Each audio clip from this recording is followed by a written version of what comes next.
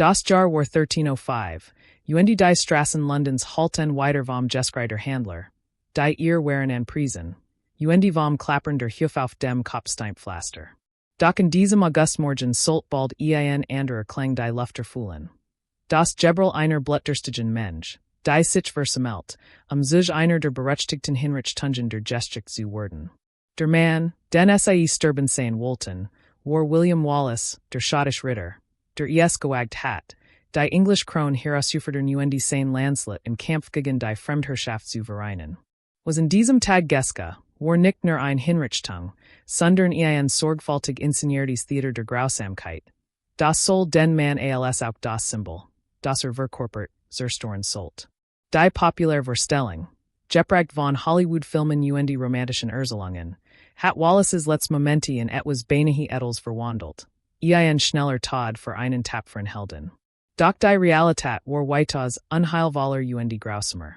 König Edward I, Genet Longshanks, hat Wallaces Strafe nicht nur als Vergeltung inszeniert, sondern als ein eindringlich Warnungen kommen Generationen. Dies Hinrichtung sollt so entsetzlich, so öffentlich und so detailliert dokumentiert sein, dass niemand wieder wagen wird, sich gegen die English Herrschaft zu erheben. Die Gewalt Method, Hängen, Ausweiden und die Verteilen, war die grausamst aller gerichtlichen Strafen im mittelalterlichen England, ausschließlich für Verräter reserviert. Es ging dabei nicht nur das Toten eines Menschen, sondern die systematisch Zerschlagung der menschlichen Word, die Vernichtung der Hoffnung und die Erschaffung eines Schreckenspektakels, das sich in das Kollektiv Gedächtnis Schottlands für Jahrhundert einbrennen sollt. Das ganz Osmus de Grauens zu verstehen, das William Wallace am Ende seines Lebens weiterfuhr, muss man die Welt begreifen, die in herverbracht. Schottland im Spaten 13. Und frühen 14. Jahrhundert war ein Zerissens Land, hin, und Hergerissens zwischen dem Streben nach unabhängig und der Realität der Unterwerfung. Die Verstellung von Nation war nach im Entstehen begriffen, und die Loyalität war oft mehr ein Frage de Überlebens als der Überzeugung. Die schottischen Unabhängigkeitskriege begannen nach einer Thronfolgekreis. König Edward I, sah deren Gelegenheit, Schottland als Rebellenprovinz unter direkt English Control zu bringen, anstatt als souverän Nation anzuwerken. Aus diesem Chaos heraus trat William Wallace hervor. Nicht als Adliger, der Nachmacht stret, sondern als kleiner Landbesitzer, der durch persönlich Verlust und die national Emporung angetrieben ward.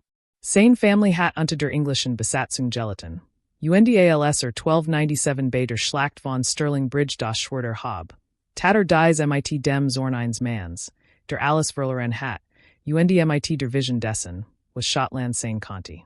Der Sieg bei Stirling war nicht nur ein militärischer Triumph, war ein Symbol. Wallace beweis, dass die schwer gepanzerten englischen Ritter besiegt werden konnten, und das schottisch Unabhängigkeit mehr war als nur ein Traum. Doch Edward I, war kein König, der sich Widersprech gefallen ließ. Bekannt für sein gnadenlos Niederschlagung der Wallacischen Widerstands und für die Vertreibung der Juden aus England, Verstand Longshanks, das Aufstand wie fewer waren. Sie müssen wohlständig ausgelöscht werden, beaver sich ausbreiten konnten. Wallace's Erfolg muss nicht nur rückgängig gemacht, sondern in eine abschreckende Legend verwandelt werden. Edward wollte sagen, das Widerstand gegen die English Kron Konsequenzen nach sich zog. Konsequenzen so furchtbar, dass künftige Generationen gar nicht erst daran denken werden, sich zu erheben. Die politische Lage im Jahr 1305 war entscheidend, Wallaces Schicksal zu verstehen. Zu diesem Zeitpunkt hatten die meisten schottischen Adligen Edward I, die true Geschworen, de SIES für kluger hielten, sich mit England zu arrangieren, als vollkommen vernichtet zu werden. Wallace's anhaltender Widerstand machte nicht nur zu einem Feind Englands, sondern auch zu einem peinlichen Stachel im Fleisch der schottischen Oberschicht, die sich längst unterworfen hat. Sein bloß Existenz stellt die Rechtmäßigkeit der schottischen Kapitulation in Frage. Die Jagd auf William Wallace erstreckt sich über Jahr. Sie beinhaltet ein ausgedehntes Netzwerk aus Spienen, Informanten und die Verrätern. Edward setzt ein hohes Kopfgeld auf Wallace aus, und die English Verwaltung in Schottland arbeitet methodisch daran, in zu isolieren, durch Einschüchterung seiner Unterstützer und die systematisch Zerschlagung seiner Netzwerk.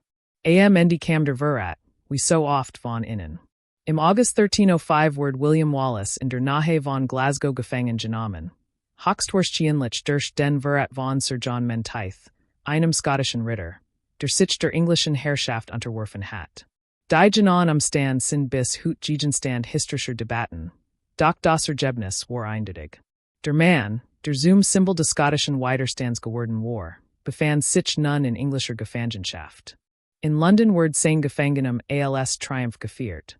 Für Edward I. War es jedoch erst der Anfang einer geplanten öffentlichen Demütigung. Die Reise von Schottland nach London war selbst eine Form von Folter, sorgfältig konzipiert, Wallaces Willen zu brechen. Gefesselt und schwer bewacht wurde durch English Staat Geschlecht, wo Menschen zusammenströmten, den beruchten schottischen Rebellen zu sehen. Dies war ein Beispiel für psychologische Kriegsführung auf höchstem Niveau. Die Verwandlung eines Helden in ein Spektakel, eines Anführers in eine Schaustellung zur Belustigung der Massen. Als Wallace schließlich London erreicht, hat Wochen der Demütigung hinter sich, doch sein Wars Martyrium sollte erst beginnen. Die Richter waren ausschließlich von Edward I, Ernest Wardens. Sie hatten keine Absicht, neid Walton zu lassen. Wallace war in Iran augen kein legitimer Krieger, sondern ein gefahrlicher Symbolträger. Ein Mythos, der zerstört werden musst. Die Anklagepunkt wurden gezielt gewählt, die maximal mögliche Strafe zu rechtfertigen. Verrat, das schwerst aller Verbrechen, war mit dem vollständigen Horror der Hängung, Ausweitung die Verurteilung zu ahnden. Mord die Sakrileg bezigen sich auf Wallaces Angriff auf Englisch Soldaten die geistlich. In als kriminellen Barbaren darzustellen, nicht als Freiheitskämpfer. Das English Rechtssystem war in diesem Fall nichts anderes als ein Instrument staatlichen Terrors geworden.